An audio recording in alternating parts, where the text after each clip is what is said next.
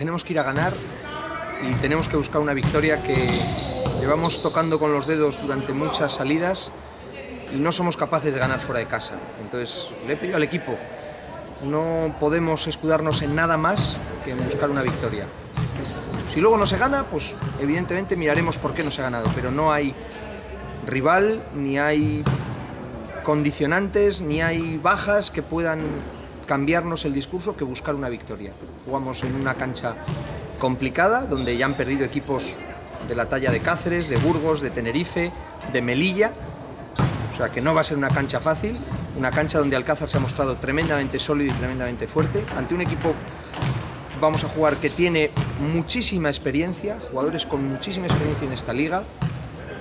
Fran Robles, que ya ascendió con CAI Zaragoza, un superclase como Gerard Ward, un hombre de competiciones FEB ya muchísimos años como Dwayne Virgil, uno de los mejores reboteadores de la competición como Kirill Watchman.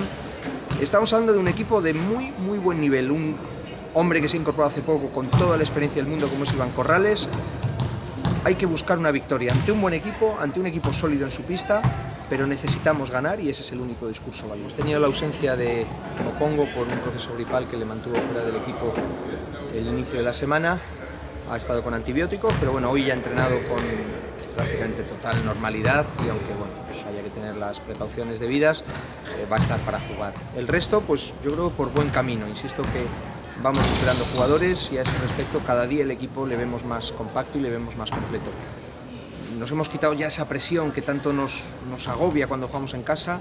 Llevamos 3 salidas seguidas jugando bien y no ganando, escapándose el partido en los últimos instantes y ahora el único pensamiento es que tenemos que jugar para ganar.